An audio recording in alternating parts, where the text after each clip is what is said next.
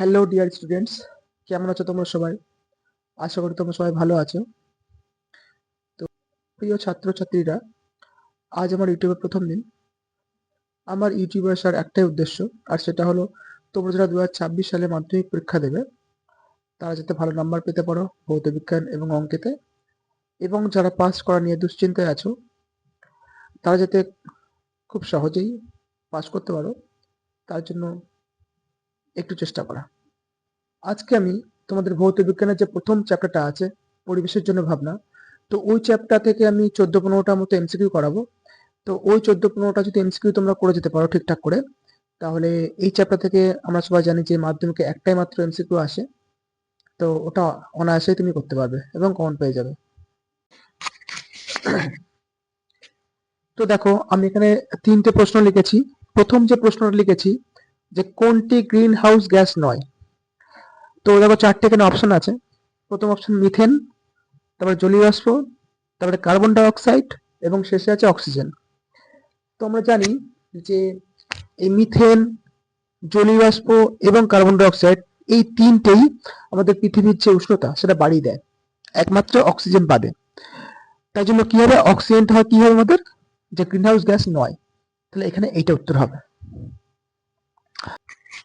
যেহেতু এই মিথেন, জলীয় বাষ্প এবং কার্বন ডাই অক্সাইড আমাদের পৃথিবীর উষ্ণতা বাড়িয়ে দেয়, তাই জন্য এই তিনটে কি আমাদের গ্রিন হাউস গ্যাস। তাহলে আমার প্রশ্ন ছিল কি না, কোনটি গ্রিন হাউস গ্যাস নয়, তাহলে উত্তর হবে কি এখানে অক্সিজেন। এরপরে দেখো বলছে যে নিচের কোনটি জীবাশ্ম জ্বালানি নয়, নিচের কোনটি জীবাশ্ম জ্বালানি নয়। তো আমরা জানি কি জীবাশ্ম জ্বালানি কাদের বলি আমরা। জীবাশ্ম জ্বালানি আমরা তাদেরকে বলি যেগুলো উদ্ভিদ এবং প্রাণীর যে দেহ বা উদ্ভিদের যে পাতা, সেগুলো কি হয় না মাটির নিচে চাপা পড়ে লক্ষ লক্ষ বছর ধরে মাটির যে চাপ এবং তাপে কি হয় সেটা আমাদের যেগুলো জ্বালানিতে পরিণত হয়। তার মধ্যে কি কি আছে, কয়লা, পেট্রোল এবং ডিজেল, এগুলো সবই কি উদ্ভিদ এবং প্রাণীর দেহাবশেষ থেকে, মানে দেহাবশেষ পচে গিয়ে এগুলো হয় আর কি, মাটির নিচে চাপ এবং তাপে। কিন্তু একমাত্র ইথানলটা কি, ইথানল কিন্তু আমাদের, ইথানল মানে কি, ইথানল হচ্ছে কি আমাদের অ্যালকোহল। তো এই যে অ্যালকোহলটা আমাদের থেকে পাই আমরা না, অ্যালকোহল হয় কি গ্লুকোজ থেকে আমাদের হয়, এবং ওটা হচ্ছে কোহল সন্ধান যে প্রক্রিয়া সেখান থেকে হয়। তো এটা হচ্ছে আমাদেরকে জীবাশ্ম জ্বালানি নয়, এটা এই উত্তরটা হবে এখানে। তো এরপর দেখো আমরা 3 নম্বর প্রশ্ন যেটা করেছি, বায়ুমণ্ডলের উষ্ণতম স্তরটির নাম কি। তো এখানে যে প্রশ্নটা করেছি যে বায়ুমণ্ডলের উষ্ণতম, মানে বলেছি কি বায়ুমণ্ডলের উষ্ণতম স্তরটির নাম, মানে বায়ুমণ্ডলের সবচেয়ে যেটা মানে স্তরটা গরম বেশি, যেখানে তাপ সবচেয়ে বেশি। তো এটা আমাদের কোনটা উত্তর হবে না, এখানে উত্তর হবে কোনটা, এই যে এক্সোস্ফিয়ার। এই এক্সোস্ফিয়ার যেটা আছে না, এটা হচ্ছে উত্তর। কেন না, এখানে তাপমাত্রা হয়ে যায় 1200 থেকে 1600 ডিগ্রি সেন্টিগ্রেড পর্যন্ত। তো এটা সবচেয়ে বেশি উষ্ণতম স্তর। আর যে ওজোন স্তর, আয়োনোস্ফিয়ার, থার্মোস্ফিয়ার, থার্মোস্ফিয়ার অনেক কিন্তু গরম, কিন্তু সবচেয়ে বেশি গরম নয়। সবচেয়ে বেশি বললে হবে এক্সোস্ফিয়ার। প্রিয় ছাত্রছাত্রীরা, ভিডিওটা একটু বড় হবে, তোমরা শেষ অবধি দেখো, কারণ এখানে যে প্রশ্নগুলো আমি করাচ্ছি সেগুলো খুবই ইম্পর্টেন্ট কোশ্চেন্স। এইগুলো তোমরা টুকে নাও, পারলে খাতায় নোট করে নাও, কারণ এইগুলো যদি তুমি করে যাও তাহলে কমন চলে আসবে, এর বাইরে প্রশ্ন আসবে না এমসিকিউ। তো দেখো এরপর যে 4 নম্বর প্রশ্ন লিখেছি সেটা হচ্ছে কি, বায়ুমণ্ডলের কোন অঞ্চলে কৃত্রিম উপগ্রহ, মহাকাশ স্টেশন এগুলো থাকে, মানে যেগুলোকে আমরা বলি স্যাটেলাইট, কৃত্রিম উপগ্রহ, ঠিক আছে। তো এইটা থাকে কোন স্তরে, এই যে কৃত্রিম উপগ্রহ, মহাকাশ স্টেশন এগুলো থাকে আমাদের কোথায় না এক্সোস্ফিয়ারে। তো আমার হাতের লেখা খুবই বাজে আমি জানি, তো তোমরা যারা আমার লেখা বুঝতে পারবে না, আমি বলছি আমার সঙ্গে সঙ্গে আমার কথা শুনে শুনে লিখে ফেলবে। আচ্ছা, তো এরপর দেখো আমাদের 5 নম্বর যে মানে প্রশ্নটা আছে সেটা হচ্ছে ভ্যান অ্যালেন বিকিরণ বলয় বায়ুমণ্ডলের কোন স্তরে দেখতে পাওয়া যায়। তো এটা দেখতে পাওয়া যায় কোথায় না, আমাদের দেখো যে ম্যাগনেটোস্ফিয়ার আছে, এইটা হবে উত্তর, ম্যাগনেটোস্ফিয়ার। আর আমাদের 6 নম্বর যে প্রশ্ন আছে সেটা দেখো, বৈপরীত্য উত্তাপ, বৈপরীত্য উত্তাপ লক্ষ্য করা যায় কোন স্তরে। কি হবে অপশন দেখো, আয়োনোস্ফিয়ার, এক্সোস্ফিয়ার, স্ট্রাটোস্ফিয়ার আর ট্রপোস্ফিয়ার। তো এই উত্তরটা হবে কি আমাদের স্ট্রাটোস্ফিয়ার। তো দেখো আমাদের 7 নম্বর যে প্রশ্ন সেটা হলো বায়ুমণ্ডলের কোন স্তর জলচক্র, উষ্ণতা, তথা আবহাওয়া নিয়ন্ত্রণ করে? চারটে আমাদের অপশন দেওয়া আছে। প্রথম অপশন হচ্ছে ট্রপোস্ফিয়ার, তারপরে স্ট্রাটোস্ফিয়ার, তারপর মেসোস্ফিয়ার এবং শেষে আছে থার্মোস্ফিয়ার।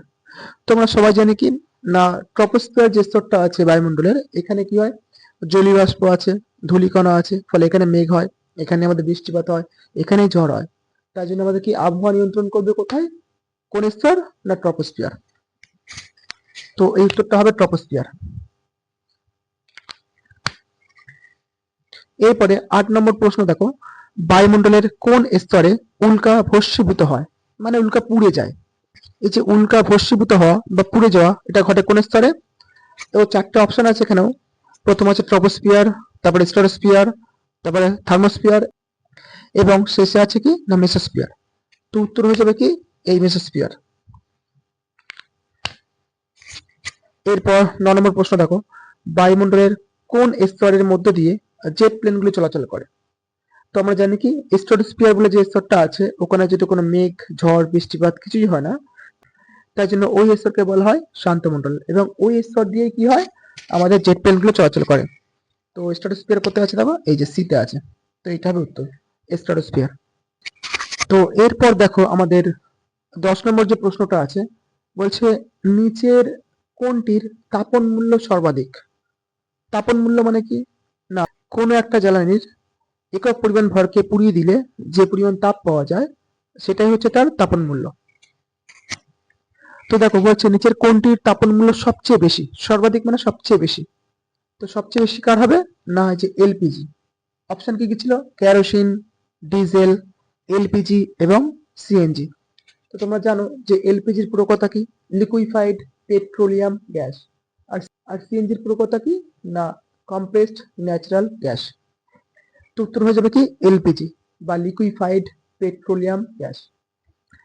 এরপর দেখো এই যে এলপিজি আছে, যেটা এক্ষুনি বললাম যে লিকুইফাইড পেট্রোলিয়াম গ্যাস, এর প্রধান উপাদান মানে এর মধ্যে কি সবচেয়ে বেশি পরিমাণে থাকে? দেখো চারটে অপশন আছে, মিথেন, বিউটেন, প্রোপেন আর ইথেন।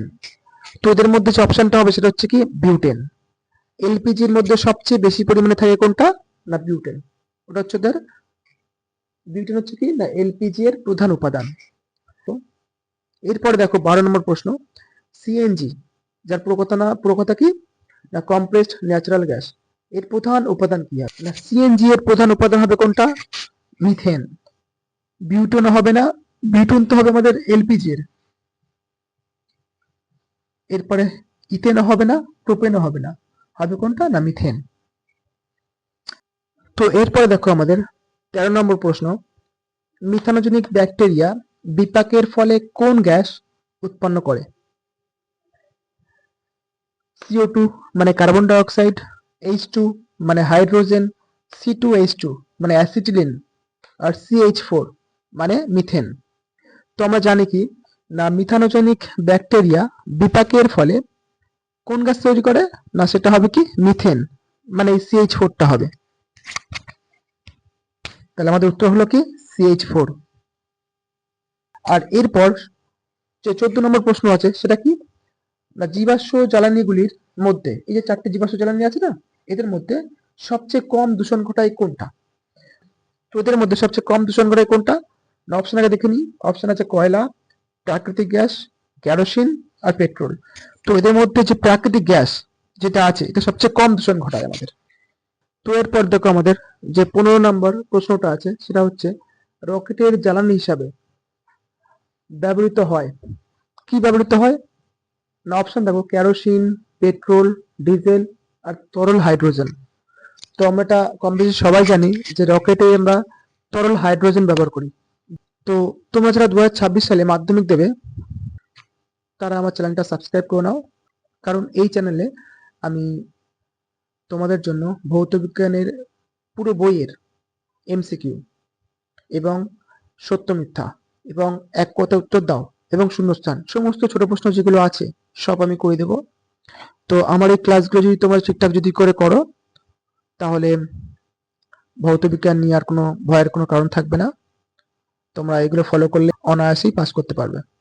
এবং এরপরে আমি কিছু 2 নম্বর এবং 3 নম্বরের প্রশ্নও দেবো, কমন দেবো, সাজেশন দেবো। তো ওগুলো তোমরা পরে করবে, তার আগে তোমরা এই যে ছোট প্রশ্নগুলো এগুলো আগে করে নাও। আর এছাড়াও আমি অঙ্কের জন্য অঙ্কের ছোট প্রশ্ন করাবো এবং ওখানে আমি উপপাদ্য সাজেশন দেব, সম্পাদ্য সাজেশন দেব।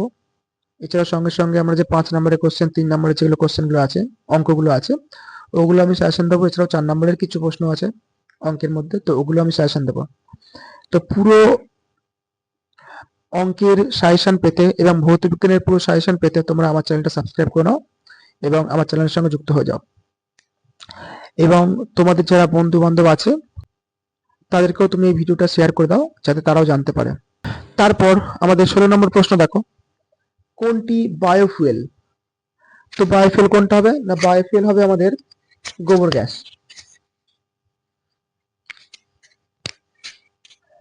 তারপর 17 নম্বর প্রশ্ন দেখো, ফায়ার আইস বা আগুনে বরফ হলো মিথেন, CO2 মানে কার্বন ডাই অক্সাইড আমরা জানি, তো methane, carbon die oxide, methanol, methane hydrate. তো এর যে উত্তরটা আমরা সবাই কম বেশি জানি যে মিথেন হাইড্রেট হবে, মিথেন হাইড্রেট। এরপর 18 নম্বর প্রশ্ন দেখো, বেতার তরঙ্গ, বেতার তরঙ্গ প্রতিফলিত করে 4টে স্তরের নাম দেওয়া আছে, আয়নোস্ফিয়ার, স্ট্রাটোস্ফিয়ার, থার্মোস্ফিয়ার আর ট্রপোস্ফিয়ার। তো উত্তর হবে কোনটা না, এর উত্তর হবে থার্মোস্ফিয়ার। তো এরপর দেখো আমাদের 19 নম্বর প্রশ্ন, একটি অপ্রচলিত শক্তির উৎস কি হলো? একটি অপ্রচলিত শক্তির উৎস হলো, দেখো 4টে অপশন আছে, ডিজেল, বায়োগ্যাস, পেট্রোল আর কেরোসিন। অপ্রচলিত মানে কি, যেগুলো আমাদের তো বেশি প্রচলন নেই, তাই তো? তো আমরা জানি ডিজেল আমরা প্রচুর ব্যবহার করি, পেট্রোলও তাই, এবং সঙ্গে কেরোসিনও তাই প্রচুর ব্যবহার করি। তো এখানে উত্তর হবে কি, বায়োগ্যাস। এরপর দেখো, ওজোন স্তর বায়ুমণ্ডলের কোন স্তরে অবস্থান করে? আমরা সবাই জানি যে ওজোন স্তর আছে কোথায় না, ওজোন স্তর আছে স্ট্রাটোস্ফিয়ারে, এখানে আছে। তারপর 21 নম্বর প্রশ্ন দেখো, বায়োডিজেল তৈরিতে ব্যবহৃত উদ্ভিদ হলো, মানে বায়োডিজেল তৈরি করতে গেলে আমরা কোন উদ্ভিদ ব্যবহার করি না, এটা উত্তর কি হবে, জ্যাট্রোফা।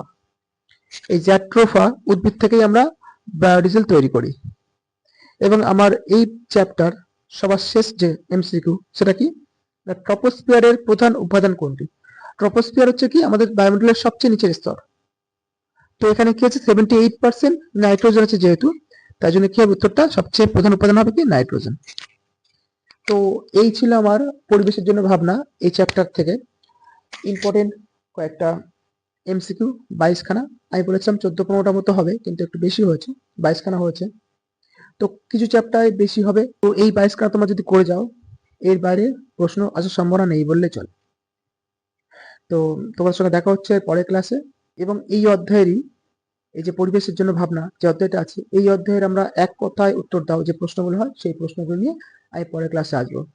তো তোমরা সবাই আমার চ্যানেলটা সাবস্ক্রাইব করে দাও এবং লাইক, শেয়ার, কমেন্ট করে দাও, এবং তোমাদের যারা বন্ধু আছে এবং তাদের কাছেও শেয়ার করে দাও যাতে তারাও দেখতে পারে ভিডিওটা।